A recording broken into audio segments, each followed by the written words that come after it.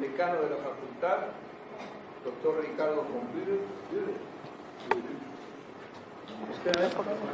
No. Yo creí que estaba aquí. Doctor Castaño, que me hace posible la honra de hablar en este lugar, para entender toda la malicia de la ofensiva aborto, educación sexual integral. Es de grande ayuda comenzar presentando el cuadro de fondo dentro del cual se mueve la historia en nuestros días. Historia de una crisis, de una gravedad como nunca hubo desde el tiempo de la preciosa vida, pasión y muerte de nuestro Señor Jesucristo que nos redimió. Ese fondo de cuadro es el mensaje de Fátima. Hoy, casi olvidado, discutido, ignorado por los malos, recusado, que ya es pasado, que no interesa más, y sin embargo es de una actualidad inmensa. Es el fondo de cuadro de todo lo que acontece en estos dramáticos momentos de la historia. En Fátima, en 1917, la Virgen se mostró a los tres pastorcitos. Y la hermana Lucía dice, era una señora toda vestida de blanco, brillante como el sol, que difundía una luz maravillosa, intensísima, como de un jarro de agua cristalina atravesada por los rayos del sol más intensos. Era de una belleza inefable. La belleza de Nuestra Señora, cuando se aparece a los hombres, es un mensaje, tiene su significado el hecho de ella querer mostrarse extremadamente bella. La belleza es un mensaje para ella, para nosotros, que ella trae para nosotros, que ella trae para nosotros. Esa señora le dijo a los pastorcitos, no temáis, yo soy del cielo. Y les dijo varias cosas. Denunció un pecado terrible que la humanidad cometía. En la segunda aparición, la hermana Lucia dice que la Virgen tenía en la mano un corazón con una corona de espinas que se le clavaban en el corazón. Y la hermana Lucía dice que eso significaba el dolor que la Virgen sentía por los pecados de la humanidad. Noten que ella decía, la Virgen, es por los pecados de la humanidad, no los pecados de Pedro, de Juan, de Josefina, de los pecados de la humanidad. Y eso es muy importante en el desarrollo de la exposición que voy a hacer. En la tercera aparición, cuando les mostró el infierno a los tres niños, también dijo una cosa, dice que va a castigar al mundo. Primero habla de los pecados de la humanidad, después habla de los pecados del mundo. Ustedes ven que ella está hablando de una cosa universal. Es un pecado que comete una sociedad, que comete la humanidad entera, ¿no? En fin, mostró el infierno, previó castigos terribles para esos pecados, naciones enteras desaparecerán de la faz de la tierra. Después ella termina las cosas con un mensaje de esperanza. Dice, por fin mi inmaculado corazón triunfará. No será una victoria, será un triunfo. Un triunfo es mucho más que una victoria. Un triunfo es una victoria sobre la totalidad de los enemigos. Es una cosa definitiva de un triunfo. La Virgen va a triunfar, no es apenas una victoria, como por ejemplo tuvimos ahora una victoria contra el aborto aquí en la Argentina, gracias a nuestro Señor. Ella dijo además, en esas apariciones, el primer día, la primera aparición dice, yo vendré aquí a la cova de Iría 6 veces, y vino 6 veces. Pero ese mismo día dijo, vendré 6 veces, y después vendré una 7ª vez. También es eso muy significativo para nosotros, lleno de misterio, porque todavía no se entiende qué quiso decir, porque qué va a significar para el mundo esa 7ª venida. Es una cosa que nos llena de esperanza y de curiosidad. de santa curiosidad y de santa expectativa. Y como toda profecía sirve para prepararse. Las profecías son hechas para denunciar algo malo que debe ser evitado, o si no, para prepararnos para algo que debe acontecer. Y en esa séptima aparición es una profecía que nos pide que nos preparemos para la venida de ella. Eso significa un montón de cosas, significa un montón de cosas para nosotros, que casi todos acá, estoy cierto, somos activistas contra el aborto y contra los pecados de la sociedad inmoral en la que vivimos, etc. O sea, para nosotros esa expectativa de la venida de la Virgen es una esperanza, y sobre todo la promesa del triunfo. El obispo de Leiria, en el año 2011, una cosa así, haciendo una conferencia en Coimbra, declaró, decía, y cito al obispo de Coimbra, se llama Marcos: el mensaje de Fátima, para ver la importancia que tiene Fátima. Y el asunto del aborto entra en este contexto, así que estoy mostrando el contexto para entender mejor lo que viene después sobre el aborto. No es una conferencia sobre Fátima, es una conferencia sobre el aborto, pero esto sirve de fondo del cuadro, de contexto. El obispo de Leiria, en su discurso en la Universidad de Coimbra, dijo, comillas, el mensaje de Fátima es, después de las Escrituras, la denuncia más fuerte e impresionante del pecado del mundo. O sea, Fátima es importantísimo, y sin embargo hoy en día parece tan diluido, ¿no? Está lleno de iglesias de Fátima por todos lados, y las personas van pero piden cosas que no tienen nada que ver con el mensaje de Fátima, probablemente. El doctor Plinio Correa de Oliveira, de quien soy discípulo, decía siempre que las apariciones de Fátima fueron el acontecimiento más importante de la historia desde la redención. Y lo decía con mucho fundamento, porque en Fátima está anunciado un pecado como nunca había sido cometido antes en la historia de la humanidad. Y está anunciado también el triunfo del Inmaculado Corazón, que es el comienzo de una nueva era histórica que se llama el Reino de María. O sea, es una profecía de una proporción extraordinaria. Aquí me está traicionando. Es a la luz de las profecías de Fátima que se ve en toda su profundidad y malicia la ofensiva del aborto y de la educación sexual integral. Pero podemos comenzar colocando... ¿Qué es lo que hace ese barullo? ¿Soy yo eso? ¿Alguna cosa que yo hago? No. Pero podemos comenzar colocando en ese cuadro una buena noticia. La buena noticia es que el Senado, tal vez,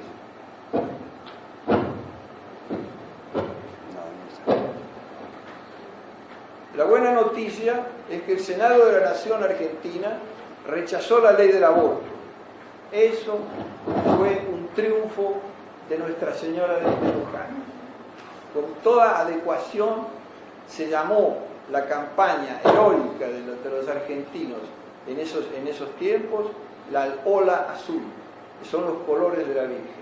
O sea, fue una victoria de Nuestra Señora Bella, no una victoria, no un triunfo, porque todavía hay mucha lucha por delante. Fue una victoria maravillosa. Fue una inspiración acertada llamar al acontecimiento la ola azul. El público argentino reaccionó con una fuerza inesperada en estos días de confusión y de caos. Es un público que está tan amilanado, tan abatido por la brutalidad del caos, por la brutalidad de los acontecimientos económicos, morales, internacionales, ¿no?, que es sorprendente la energía, el vigor con que ese público se fue a la calle con una panache extraordinaria. Por este feliz acontecimiento, nuestro país se ha visto preservado de un enorme pecado. La recusa de esa ley del aborto fue un pecado que fue evitado por nuestro país. Todos los comentarios señalan que fue un movimiento de base. El público reaccionó con fuerza. Sobre todo, hicieron un acto de fe en Dios. No fueron razones académicas, ni de manual, ni científicas, no. Uno veía que en ese público lo que había era fe católica recusando el aborto porque es pecado. Nadie decía, los medios de prensa no lo resaltan, pero estaba en la cara de esa gente, en la limpidez de la mirada, no sé, había una pureza en esas cosas que era muy cruel, comparado con el horror de las masas opuestas, que eran verdaderamente imágenes de pecado, de infierno. Fue un momento, el espectáculo de esas multitudes antiaborto fue emocionante y bello. Había un imponderable de gloria, de viril afirmación de la honra de un pueblo enfrentando al vicio y al crimen. Fue un momento extraordinario de gracia para la Argentina en cuanto país mayoritariamente católico. Esos argentinos percibieron un absoluto que estaba siendo atacado y se levantaron en su defensa. Y fueron multitudes, lo que tiene de extraordinario, que no eran unas cosas, fue una cosa que representaba realmente al pueblo argentino, porque era mucha gente, tenía peso la representación. No era una cosa, unos 15 gatos, era una cosa inmensa que tenía representación. Se diría que la Santísima Virgen, reina de la historia, puso su mano en el corazón de todos esos argentinos para moverlos a levantarse en defensa de ella. Y en momentos en que los ojos del mundo entero estaban puestos sobre nosotros, los diarios de Europa, de América del Norte y del Sur, noticiaban con gran destaque las etapas de esa lucha. De hecho, uno hoy en día con internet puede ver todos los diarios del mundo, todos los diarios de Europa hablaban del debate del aborto, porque había una expectativa de que la Argentina aprobase el aborto. Era la torcida, como se dice en Brasil, del mundo, que aprobásemos el aborto nosotros en Argentina. Y no lo aprobamos. Fue extraordinario. La movilización de la opinión pública en todo el país y fuera de él, ustedes saben ciertamente que inclusive fuera de la Argentina hubo movimientos en Colombia, en Perú, en Chile, que hacían campañas contra el aborto en la Argentina, una cosa maravillosa. Hacía décadas que no se veía algo así en nuestro país. Fue cuando hubo la quema de las iglesias en Buenos Aires. Multitudes se volcaron en las calles proclamando y cantando: a Dios queremos, Cristo Jesús, en ti la patria espera. Parecía renacer en esas almas algo de nuevo cuando se volcaban en las calles. Era un renacer de algo que parece la gracia de Dios. Una cosa muy bella. Claro que todas esas cosas son apenas en germen, una cosa que todavía tiene que madurar muchísimo en el pueblo argentino, en nuestro proceso histórico. No se puede decir que ya estamos en el reino de María ni en el cielo. Estamos en plena lucha todavía. La interpretación oficial de lo que pasó en la Argentina nunca va a reconocer que fue un acto de fe infalible, de la enseñanza infalible de la Iglesia. El pueblo infaliblemente recusó el aborto. O sea, en eso el pueblo fue infalible, porque fue la gracia de Dios que pone en las almas lo que se llama el sensum fidei, el sentido de la fe en el pueblo. Y ahí cuando el Espíritu Santo inspira gracias de ese tipo en los pueblos son infalibles. Por fe, no por razón, por fe. Por ejemplo, en el siglo IV el arrianismo fueron como 70 años donde toda la estructura católica era arriana. Y el pueblo católico seguía siendo católico y recusaban y eso es dado por los libros de historia de la Iglesia como un ejemplo de sensum fidei. La Argentina en esa hora hizo un gesto, acá un nuevo concepto, un gesto que la honró enormemente. Fue una honra para la Argentina lo que fue feo. O sea, la conciencia de la propia dignidad afirmada, eso se llama honra, y reconocida por los otros.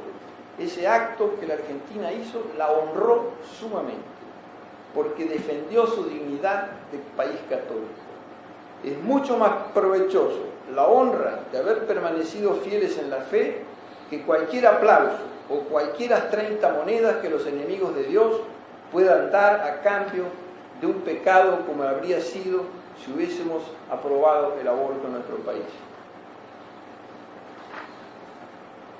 La tranquilidad de conciencia de saberse amigo de Dios vale más que 1000 ventajas engañosas que habríamos recibido como paga por el pecado de legislar contra la ley de Dios.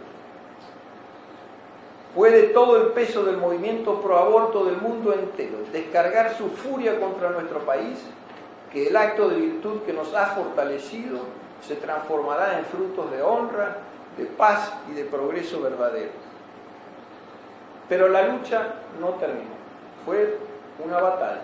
La victoria todavía no se ha dado. No pueden los católicos dormirse sobre los laureles de una batalla ganada. La honra es combativa. Si la honra no combate en defensa de su dignidad, decae inmediatamente, se pierde, se deforma. La honra es combativa, so pena de acabar cediendo ante el enemigo, porque la victoria sobre el aborto fue apenas una victoria, fue victoria de un combate dentro de una guerra que es mucho más amplia, esto lo acabo de decir.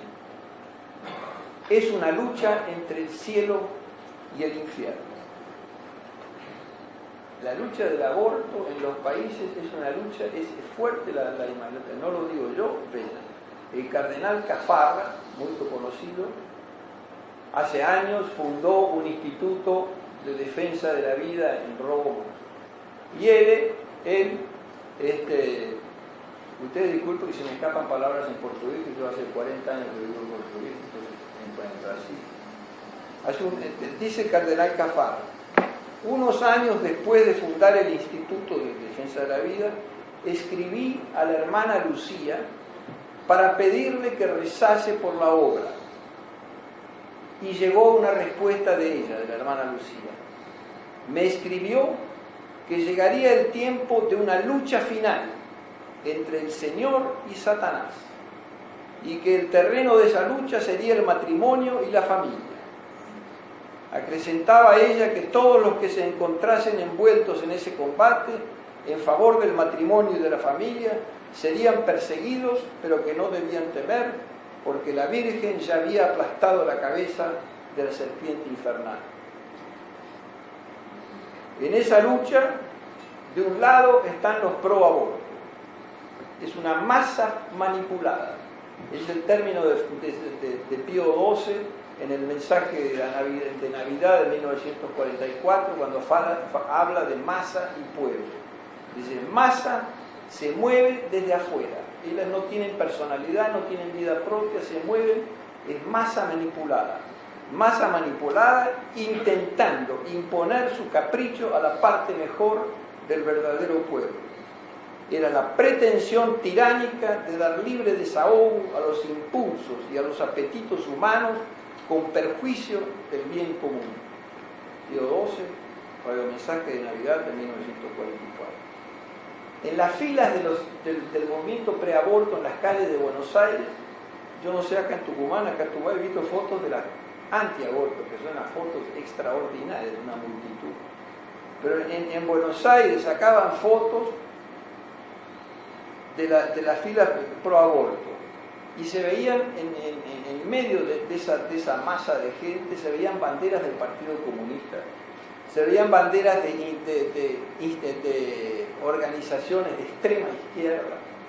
Era una cosa impresionante cómo los tipos mostraron la verdadera fisionomía de ellos, ¿no? El comunismo estando por detrás de la ofensiva del aborto. Después, por ejemplo, apareció, yo vi fotos en las campañas pro aborto en Buenos Aires, grupos de muchachas así, burguesas, jovencitas, haciendo ceremonias de brujería pidiendo para el aborto. Después, por ejemplo, no aquí, pero movimiento pro aborto, en España, en el año 2004-2005, se hubo un gran debate sobre una ley de aborto. Y las mujeres feministas que salían a favor del aborto, salían con carteles, que yo he visto fotos, he perdido esas fotos, con carteles que decían, vamos al infierno, pero no a la cárcel. O sea, conscientes que ellas estaban cometiendo un pecado para irse al infierno. Y eso muestra una malicia, una voluntad de ofender a Dios impresionante.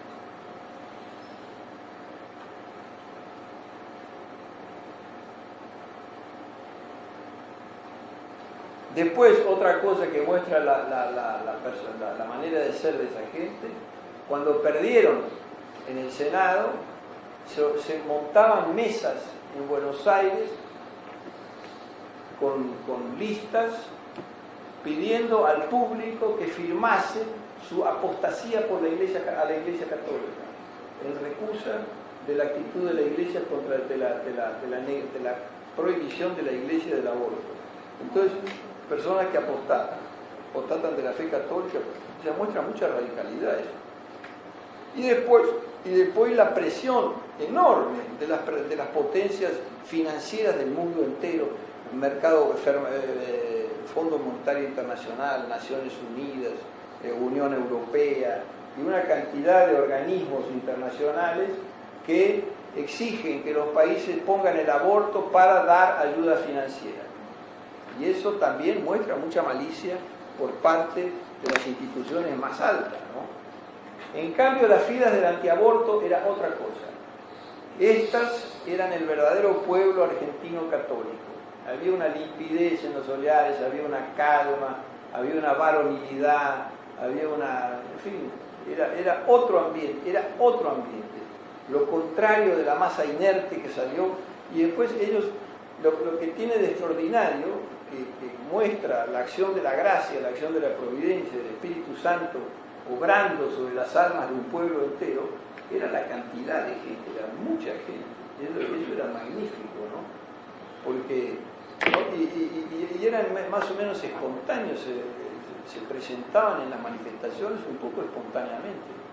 Era maravilloso todo eso. Otros lugares muestran el dinamismo y la fuerza que está tomando esa gracia nueva contra el aborto, contra la inmoralidad de la educación sexual integral, o sea, aquella monstruosa y abominable teoría del género, ¿no? Todos en Europa, en Estados Unidos, como todos ustedes saben, todos en enero, son centenas y centenas de miles que salen a la calle en Washington protestando contra la ley Wade and Roe, que es una ley que libera el aborto completamente, de las maneras más brutales. Ustedes saben que en Estados Unidos es permitido por ley hacer un tipo de aborto que se llama late term abortion. Late term abortion es prácticamente abortar a la crianza cuando está en el momento de nacer.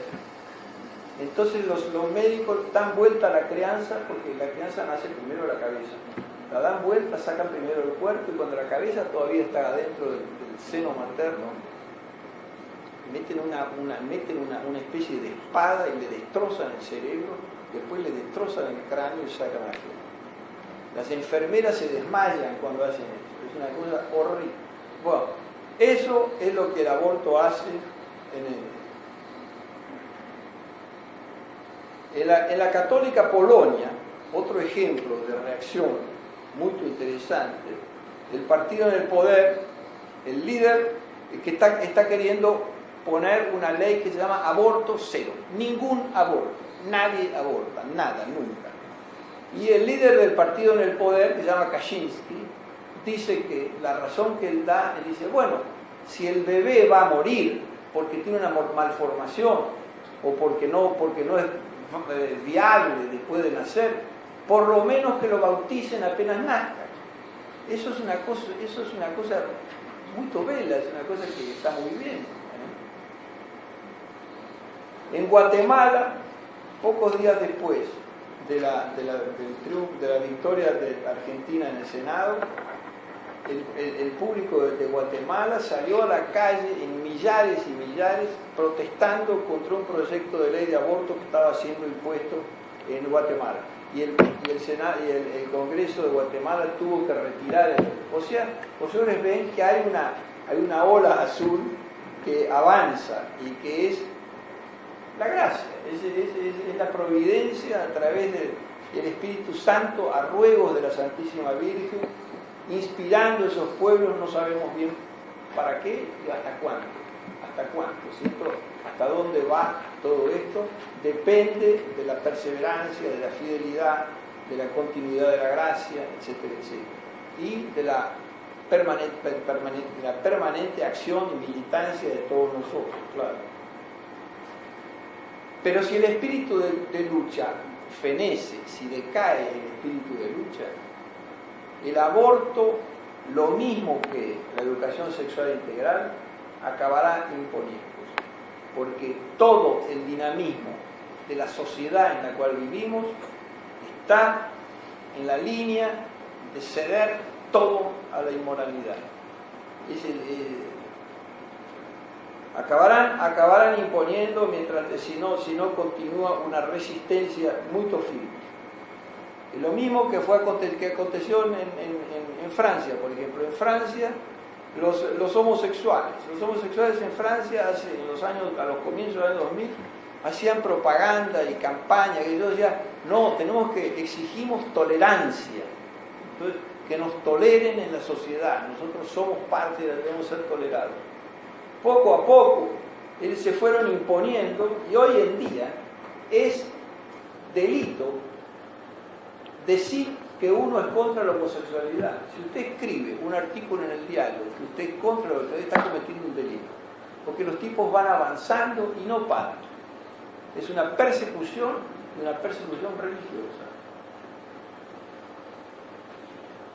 Lo mismo, pero con mayor urgencia. Bueno, eso es en Inglaterra y en Inglaterra también, quiero decir. Con mayor urgencia es combatir sin ceder, como digo, el espíritu de lucha, continuar vivo, es al respecto de la educación sexual integral. Porque el aborto entró un poco en bambalinas, se ficó para atrás. Y lo que están promoviendo el gobierno es la educación sexual integral. Y esa educación sexual integral es tan abominable como el aborto, ¿no? Porque el aborto mata los cuerpos, por supuesto, es horrible, es un pecado que clama a Dios por venganza. Pero la educación sexual integral mata las almas de los niños, mata la inocencia. El proyecto de la educación sexual integral avanza como si no hubiese habido el inmenso movimiento de la opinión pública contra la ley del aborto. Hasta ahora, la opinión pública no se manifestó como en el caso del aborto, por lo menos con la misma fuerza. Yo sé que está habiendo una grande actividad tratando de impulsar la resistencia al éxito, pero todavía no se dan esos fenómenos maravillosos que solamente el Espíritu Santo y la sociedad son capaces de dar, ¿no? Que tiene un sentido del espectáculo santo maravilloso. Hoy la educación sexual integral es también una verdadera masacre como la del aborto, que la revolución realiza en la Argentina y en el mundo. ¿Qué especie de masacre? La de la inocencia de los niños. La revolución teme la fuerza del impacto de la inocencia. La revolución tiene miedo de los inocentes. Yo después voy a mostrar, si da tiempo, un ejemplo muy extraordinariamente bello de ese temor que tiene el demonio, que tiene de la inocencia. El demonio tiene terror de la inocencia. Jesús decía: ay de quien escandalice a uno de estos pequeñitos que creen en mí. Más le valiera que le cuelguen al cuello una de esas piedras de molino y lo hundan en lo más profundo del mar. Guardaos de menospreciar uno solo de estos pequeñitos, porque yo os digo que sus ángeles en el cielo están siempre contemplando la faz de mi Padre Celestial. O sea, imagínense el ángel de la guarda de esos niñitos que están siendo corrompidos. Lo que puede pensar el ángel de la guarda del degenerado que está corrompiendo al niñito. Y cada niñito tiene un ángel en el cielo que está mirando a Dios y está viendo en Dios la indignación de ese pecado. La educación sexual en manos del Estado es pésima, en principio y en concreto. En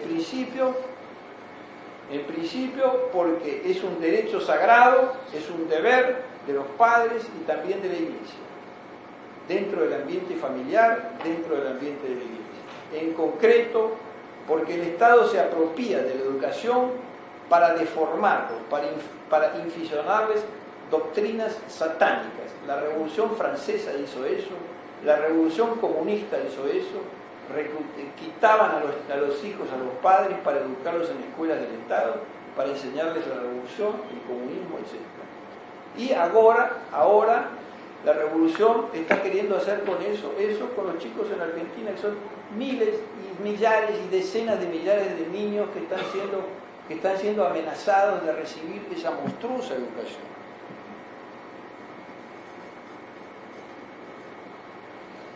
El mundo de hoy perderá los últimos vestigios de inocencia si permite que una ley infame la apague en las almas de los niños. O sea, si inocencia queda en el mundo, es la que está en el alma de los niños.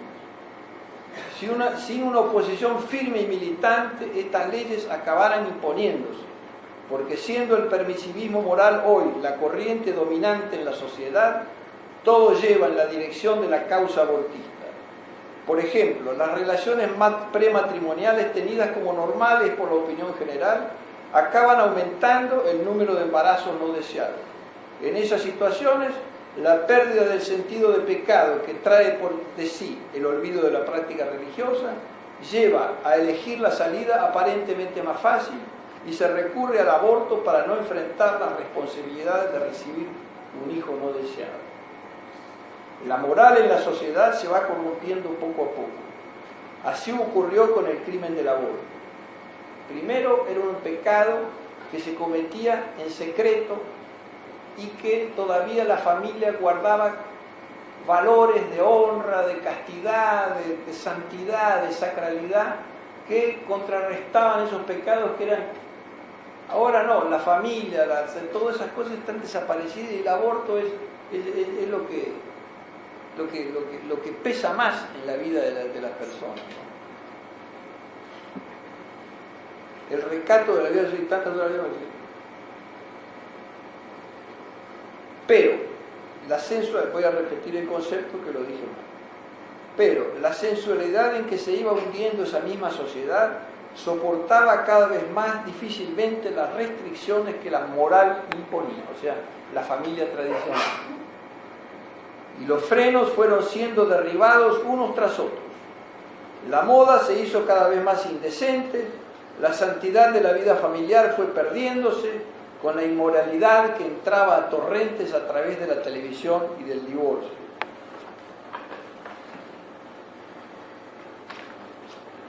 La revolución sexual suprimió todas las barreras a la consecución del placer sexual, considerado cada vez más como el modelo supremo de todo placer. La consecuencia fue que toda ley moral acabó siendo considerada un obstáculo a lo que la sociedad consideraba el máximo placer. Concebir hijos fuera una consecuencia natural de las relaciones sexuales, pasó a ser considerado una pesada carga y un límite inaceptable a la búsqueda del placer. Decía Freud, profeta de la revolución sexual, enemigo de la Iglesia Católica, que, comillas, cito, sería un gran triunfo de la humanidad, una de las mayores rupturas con las leyes de la naturaleza a que la humanidad está sujeta, si la humanidad consiguiera transformar el acto de procrear hijos en algo independiente de la satisfacción natural del deseo sexual. Eso está en Sigmund Freud, Sexuality and Etiology of Neurosis. la sexualidad y la etiología de la neurosis. Los cambios revolucionarios producidos desde la revolución sexual se han convertido en normas aceptadas, legítimas y legales. La ley natural molesta. El aborto es la manera de suprimir la ley natural. La sociedad acaba aceptando el aborto. Es tremendo. La sociedad moderna ex-cristiana se ha construido un mundo alejado de Dios, imaginando que puede ser feliz en su ateísmo práctico. Pero yo me salté un texto de San Agustín que no quiero dejar. Dice, ¿cómo se llegó a esto? Dice, la sociedad en que vivimos nos causa a veces sobresaltos de horror. La negligencia ante la defensa de los derechos de Dios, este desprecio de su ley, nos hacen pensar si no estamos viviendo en una ciudad enemiga de Dios, como denunciaba San Agustín a respecto de la Roma decadente, pagana, hundiéndose en ruinas. Y decía San Agustín, dos amores han dado origen a dos ciudades, el amor de sí mismo hasta el odio de Dios, que es la ciudad del hombre, y el amor de Dios hasta el desprecio de sí, que es la ciudad de Dios. La primera se gloría en sí misma, la segunda se gloría en el Señor. La sociedad moderna, ex-cristiana, se ha construido un mundo alejado de Dios, imaginando que puede ser feliz en su ateísmo práctico, en la sistemática violación de la ley divina. Hoy, la afirmación de que el aborto es un derecho de la mujer, entre comillas, es un insulto más que el mundo moderno hace a Dios, una especie de estandarte del demonio que el mundo levanta contra su divino legislador. Los pueblos, dice San Agustín, no tienen premios o castigos en la eternidad, reciben su paga en esta vida. Dios nuestro Señor, que dio a la Argentina la gracia enorme de su catolicidad, es insultado y renegado con este pecado enorme. No será de sorprender que su justicia tome venganza. Se puede pecar por ignorancia, se puede pecar por debilidad, pero también se puede pecar por odio a la ley. Mucho más gravemente se peca cuando voluntariamente violo la ley. O sea, la persona puede abortar o no abortar. Ella quiere abortar para vivir cómodamente, para seguir viviendo de fiesta en fiesta. Ella sabe que ofende a Dios abortando. Pero como no tiene otro remedio, según ella aborta y ofende a Dios. Eso se llama pecar por malicia. Es un pecado mayor que pecar por debilidad, porque es un pecado que lo hace sabiendo que está ofendiendo a Dios. Y en el fondo es un odio contra la ley que se transformó en un odio contra el legislador de la ley, que hizo la ley. El aborto es una punta del iceberg apenas. Nosotros saben perfectamente que las estadísticas de aborto en el mundo son absolutamente enormes. Yo tengo acá una estadística del año 2015, se calcula que en el año 2015 en el mundo hubo 56 millones de abortos y que eso va creciendo cada vez más. El aborto, sin embargo, es una punta del iceberg es apenas un aspecto de un pecado mucho mayor que se llama revolución. El doctor Correa de Oliveira, en su obra Revolución y Contrarrevolución, dice: la revolución gnóstica igualitaria es un movimiento multisecular que busca la destrucción de la cristiandad. Es abolir una visión del universo y un modo de ser del hombre con la intención de sustituirlo por otra visión del hombre y del universo y modo de ser del hombre radicalmente otra, contraria. Dice el profeta Isaías: ay de la nación pecadora, del pueblo cargado de crímenes, de la raza de malhechores, de los hijos denaturados.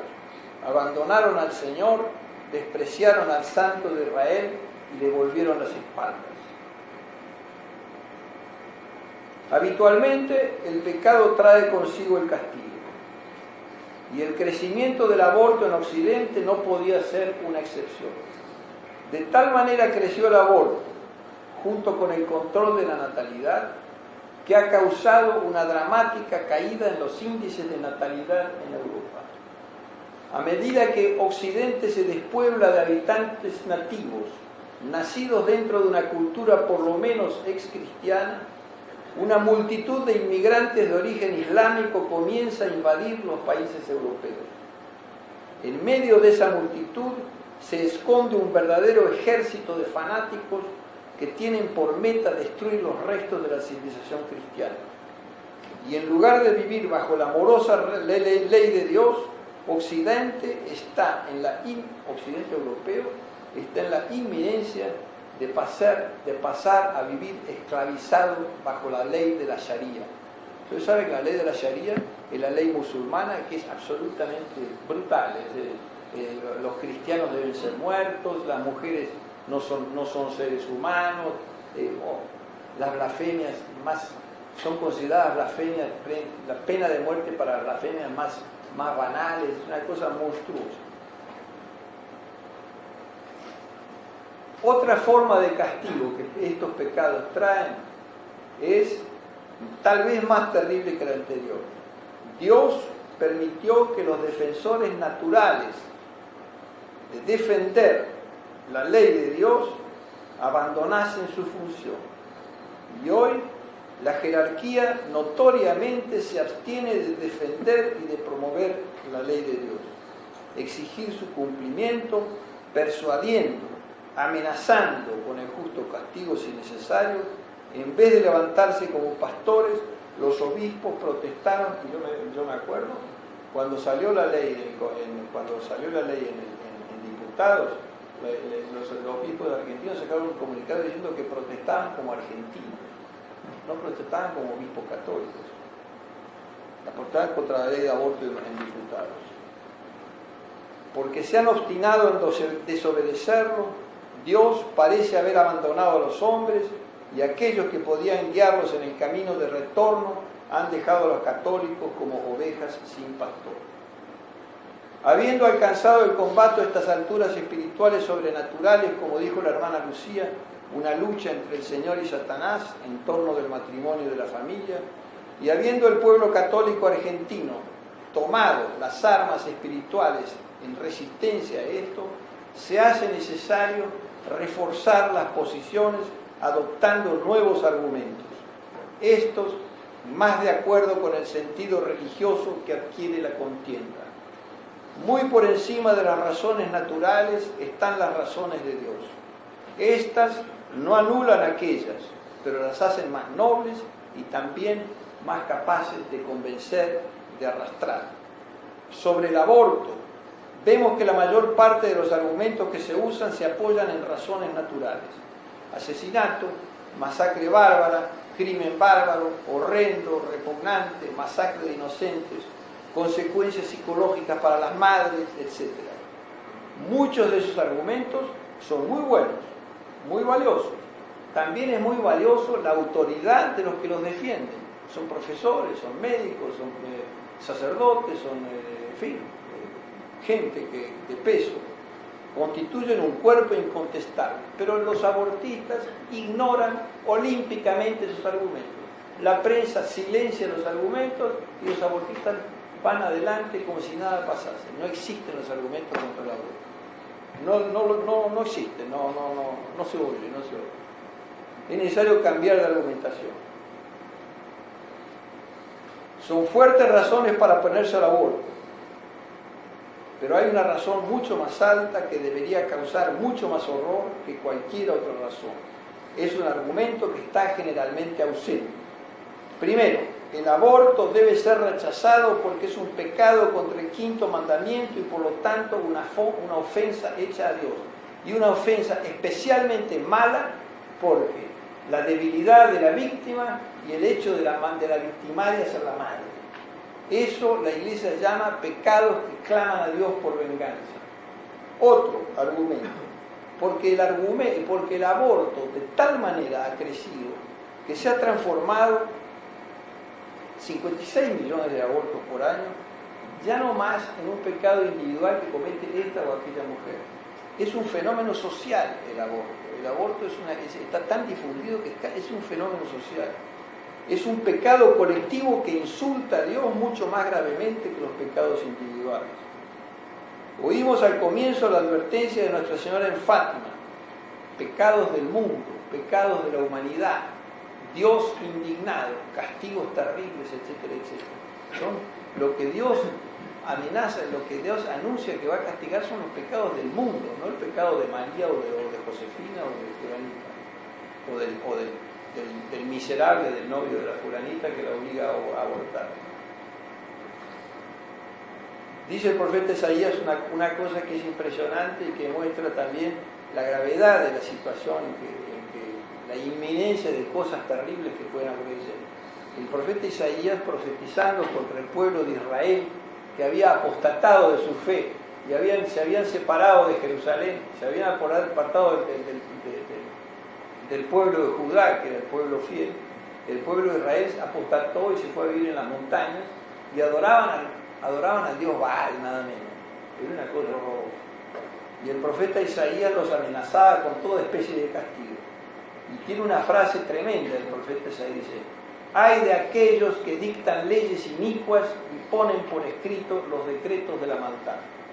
O sea, decretar una ley pecaminosa es mucho más grave que cometer el pecado físicamente. Comentando la profecía de Isaías, anunciando la destrucción del reino de Israel por Dios, que culmina en esta frase terrible del título, el padre Agustín Lehmann explica cómo llegó al pueblo de Israel a ofender cada vez más terriblemente a Dios. Es así que se mueren las naciones, no de una manera precipitada o repentina, sino gradualmente y como por etapas, por causa de las iniquidades del pueblo. Este pueblo reaccionó con orgullo ante las advertencias de Dios, desconoció su soberanía, y el pecado del pueblo se hizo general como el fuego que incendia toda una floresta a partir de un foco localizado. El padre Lehmann considera, y la doctrina católica también, que el pecado más grave es cuando se pasa de los hechos pecaminosos a tocar en los principios que prohíben el pecado. El mal pretende cambiar la esencia de las cosas, acantonarse en las alturas, como el demonio que sueña hacerse Dios. El demonio en cierto momento dice: yo me haré un trono encima de las nubes. Eso es lo que la ley del aborto simboliza, ¿no? Es una manera de declararse Dios y cambiar la ley de Dios. Dice el padre Lehmann dice de una manera que es muy sintética y muy clara: hay una cosa más inicua que la exaltación del orgullo. Hay una cosa más inicua que el desconocimiento de la soberanía de Dios.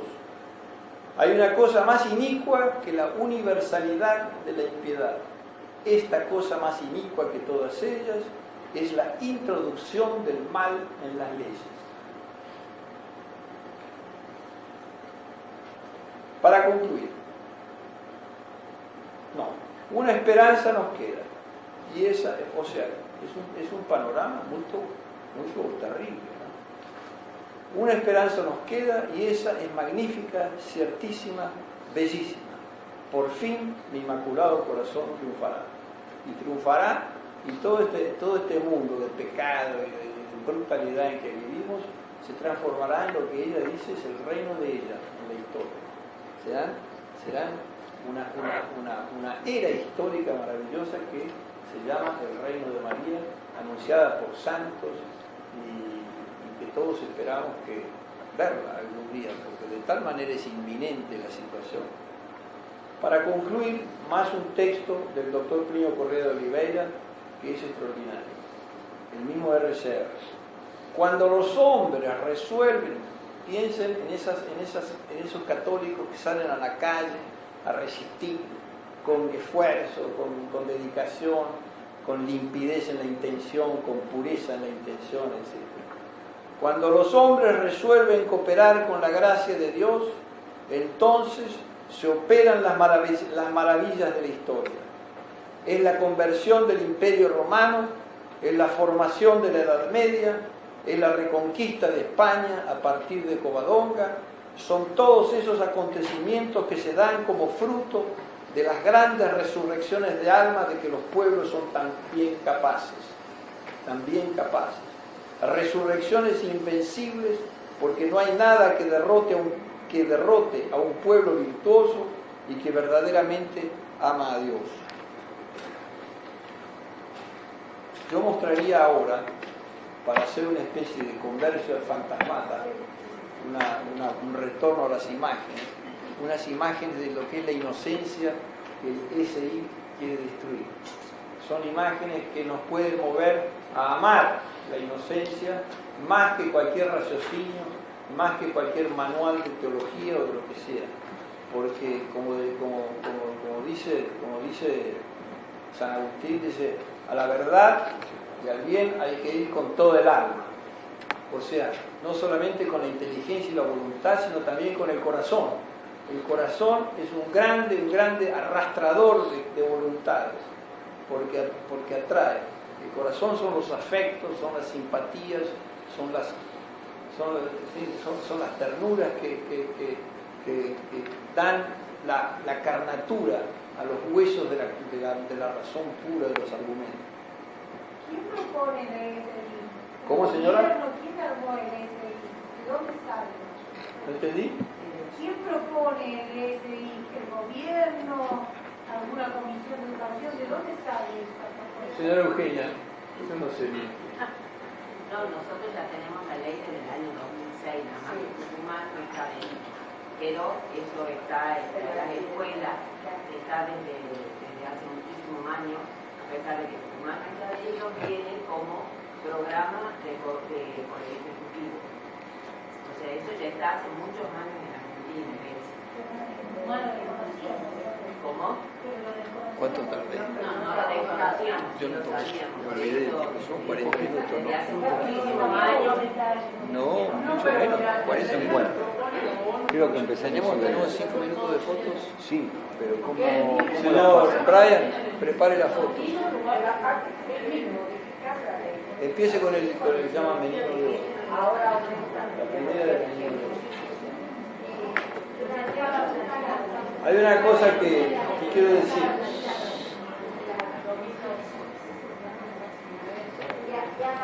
Reaccionar contra el ESI exige una reacción de todo el alma. Jesús dice, amarás al Señor tu Dios con toda tu inteligencia, con todo tu poder y con todo tu corazón. El corazón son los sentimientos que deben estar acompañando y fortaleciendo las razones, las decisiones de la voluntad, las convicciones de la inteligencia. Cuando el corazón no acompaña, la lucha es fría y estéril. Bueno, pues para mover los corazones, yo traje algún ejemplo de que puede nosotros, mirando con los ojos, podemos ver lo que es un alma inocente. Ese chiquito que se ve ahí, ustedes ven la posición del chiquito, pasa la reina de Inglaterra, pasa, la reina está mirando para otro lado, el chiquito está ahí mirando a la reina absolutamente maravillado. Ahora ponga la segunda foto para tener más detalles del chiquito. Ustedes ven, eso es un niño inocente. Una actitud contemplativa, mirando a la reina, y sin darse cuenta, él está mirando a la reina, algo temporal. Y sin embargo, él está en una actitud de rezar. Esa posición de las manos así es un acto instintivo de oración. Ustedes ven la mirada de ese chiquito, está viendo en la reina, está viendo algo mucho más que lo que está físicamente en la reina. Está viendo gloria, está viendo resplandor, algo que está mucho por encima de él y que él percibe que flota encima de la gloria de la reina, etc. El alma de ese chiquito está toda llena de cosas doradas, todo es dorado en ese chiquito. Todo, parece que Dios está actuando, se mueve dentro del alma de ese chico, ¿no? Esa actitud de él, que está frente a un espectáculo del orden temporal, sagrado, pero temporal, yo creo que ese chiquito pondría la misma actitud delante de un pesebre de Navidad. Eso nos muestra cómo la inocencia sabe hacer la relación entre lo temporal y lo espiritual. Es lo que es el mundo de la inocencia que el ESI trata de destruir, enseñándoles esas abominaciones de pues aquí se aceptan comentarios de impresiones de las personas que creen. Ese chico, ustedes vean, tiene unos 7, 8 años. Es la edad de recibir instrucción en el colegio de lo que es una drag queen o de lo que es el feminismo comunista, de la ideología de género, las mayores monstruosidades que no harán otra cosa que desencadenar lo que está latente por causa del pecado original en toda alma. Ese niño, porque es inocente, tiene todavía toda la luz de Dios con la cual nació, con su vocación, y qué sé yo. Pero no hay más que soltar un poco para que eso se transforme en un monstruo. Y es lo que quieren hacer con los decenas y centenas de miles de niños que hay en Argentina y en el mundo entero. Está completamente olvidado de sí mismo. Ese chiquito es capaz, si fuese grande suficiente, de salir una cruzada para defender a esa reina. Él no le interesa que la reina no lo conozca. Él es desinteresado. Él da de sí, da todo de sí por la reina en ese momento. Él en ese momento es un santo defensor de la reina. Es una cosa maravillosa. Eso es la inocencia. Es espontánea, es una cosa nata, es una maravillosa, ¿no? Ese chico podría decir una cosa que decía Santa Teresita del Niño Jesús, que decía de la Virgen, decía: María, si tú fueras Teresita y yo fuese la reina del cielo, yo querría ser la reina del cielo. No, si tú fueses Teresita y yo fuese la reina del cielo, yo querría ser Teresita para que tú fueras la reina del cielo. Él quiere dar, por amor, quiere dar todo lo que puede a la reina que él está amando en ese momento. Eso es inocencia. Niños así pensaba Jesús cuando decía: dejar que los niños vengan a mí. ¿No? Ese niño está inundado. Por eso ven que hay una cierta luz en el niño, como que un esplendor en la mirada, en el gesto, en la vertical del niño. Es una cosa maravillosa, es una luz. Es como si Dios se estuviese moviendo dentro de su cuerpo, una cosa muy, muy, muy maravillosa. Parece un cuerpo glorioso, penetrado de una vida absolutamente superior. Ese niño ama la justicia, es leal, es generoso, fuerte en la adversidad, capaz de sacrificarse por un acto ideal. La inocencia es todo eso. En cambio, la impureza es cobarde, huye del sufrimiento y es desleal. La doctrina católica sobre la inocencia es sumamente verdadera, sumamente santa y sumamente bella. ¿Por qué? Porque la inocencia, porque la doctrina nace de la contemplación del niño Jesús y de nuestro Señor Jesucristo. Todo lo que se pueda decir de Jesús es bello, santo y verdadero. Y esas cosas, esas presencias de la inocencia en el mundo son como espejos que reflejan algunos rayos de la inocencia de Dios, de la inocencia del niño Jesús, de la inocencia de nuestro Señor Jesucristo. Maravilloso. Vosotros, porque tenemos poco tiempo. ¿Cómo se hace, Brian? Pase ahora a San Luis Gonzaga, apenas para ver una inocencia noble. Vean esos ojos. Son unos lagos de pureza. Es el modelo de pureza para toda la juventud. Es el patrón de la pureza de la juventud. Noble, finísimo, aristocraticísimo, purísimo, valiente, extraordinario, inocente. Nunca perdió la inocencia bautismal. Y ahora, Santa Teresita del Niño Jesús.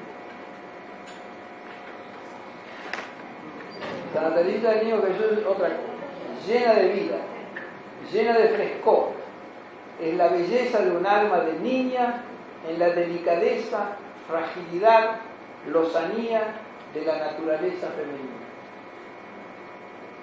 Se percibe la inocencia bautismal nunca perdida. Hay una sonrisa indefinible, una sonrisa por detrás de la cual hay un pensamiento. En la mirada se percibe que hay todo un firmamento, un mundo de reflexión, un espíritu contemplativo en su aurora, en su primavera. Tan niña todavía y tan santa. Ella podría decir: mis cogitaciones no son vuestras cogitaciones, ni mis vías son vuestras vías. Es, a decir verdad, propiamente la intimidad del alma con Dios. Ahí se ven todos los tesoros de la madurez, de meditación, de profundidad, que caben dentro de una verdadera infancia espiritual. Ella decía: para el amor nada es imposible. Santa Teresita del Niño Jesús con 8 años. Bueno, son ejemplos de inocencia que están siendo destruidos, y destruidos en la infancia, como repito. La Argentina se queda sin inocencia porque infelizmente no hay mucha inocencia fuera de esas edades bien precoces, porque luego enseguida pierden la inocencia de los chicos de hoy en día. Bueno, profesor Castaño, usted... Bueno, le agradecemos mucho al doctor Miguel Pecar Varela la reflexión teológica profunda que ha hecho sobre el fenómeno político, social, cultural e ideológico que estamos viviendo. Nosotros hemos encarado esta cuestión, el análisis, el abordaje, la crítica de muchas de las cuestiones tocadas por el disertante, desde el punto de vista político, desde el punto de vista jurídico, desde el punto de vista antropológico, desde el punto de vista genético y biológico, cuando hablamos de las cuestiones relativas al aborto. Pero sin duda hacía falta una reflexión, ¿por qué no?, teológica. Hay que recordar que en esa gran patria de la universidad, Alemania, en todas las universidades hay un departamento de teología. La teología entra de pleno derecho dentro del ámbito de los saberes universitarios. Nosotros, por una mala influencia iluminista, tendemos a ver a la teología como un ámbito extraño a lo académico, y no es así. Entonces, como evidentemente, y los hechos de la Argentina en este año lo han demostrado, esta es la hora de los laicos. Entonces, aquí que la reflexión teológica también viene de un laico. Cada uno asume la responsabilidad que le cabe y la que tiene en sus manos de acuerdo con las circunstancias y la providencia. Así que agradecemos al disertante por su reflexión teológica, que nos ha completado el cuadro de lo que podemos ir diciendo sobre los sucesos que estamos sufriendo y de los cuales vivimos, y frente a los cuales respondemos y damos nuestra respuesta desde la universidad. Muchas gracias.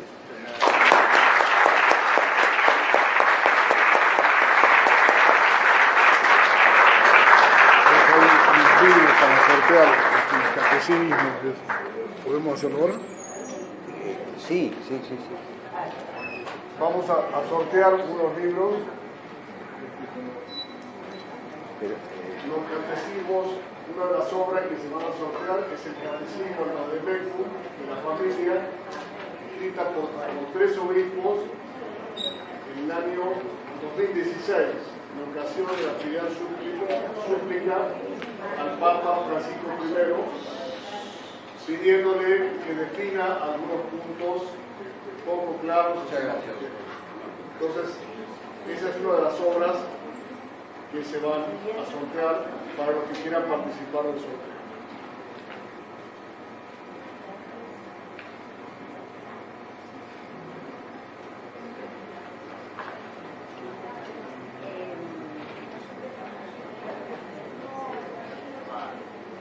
Agradecidos al doctor Castaño, usted no va a entrar en el sorteo. Bueno, muchas gracias. Y agradecidos a Brian. ¿Dónde está Brian? Brian está ahí. También. ¿Esto es suyo, doctor? ¿Esto es suyo? No, esto es de Leonardo, me parece. Vamos a recoger en esta bolsita todos los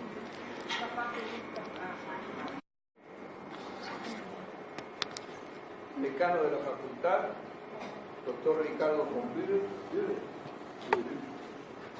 ¿Usted no es? No. Ah, yo creí que estaba aquí. Doctor Castaño.